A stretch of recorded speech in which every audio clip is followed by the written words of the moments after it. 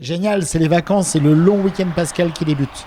Pour ne rien arranger, toute la famille n'a qu'une envie, s'évader et organiser la traditionnelle chasse aux œufs aux quatre coins du pays.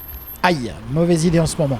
La préfecture nous rappelle que l'état d'urgence sanitaire, via notamment le dispositif de restriction drastique des déplacements, est toujours en vigueur et qu'en cette période festive, les contrôles routiers sont accentués.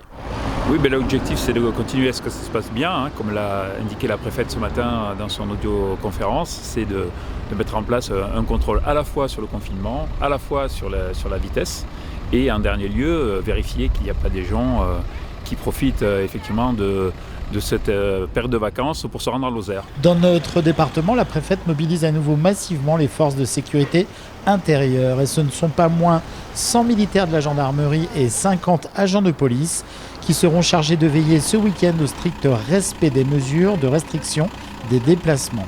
Ils veilleront aussi au respect des consignes sanitaires sur les marchés, sans omettre bien sûr une vigilance quant au respect du code de la route. Oui, totalement, ça se passe plutôt bien, ils sont assez compréhensifs et ils sont tous disposés à la fois présenter leur attestation et leur pièce d'identité comme c'est convenu.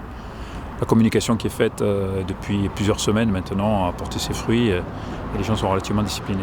Aucun déplacement vers un lieu de villégiature, que l'on soit propriétaire ou non, n'entre dans le régime dérogatoire.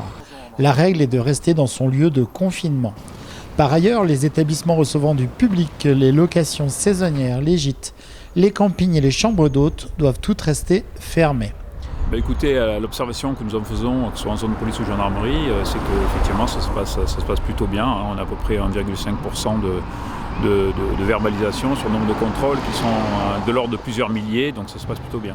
Aussi, tout contrevenant aux mesures de confinement s'expose à une peine d'amende de 135 € pouvant être majorée.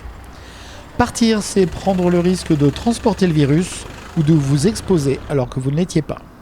Allez, un petit conseil, ne cherchez plus les chocolats, le gourmand que je suis les a tous trouvés.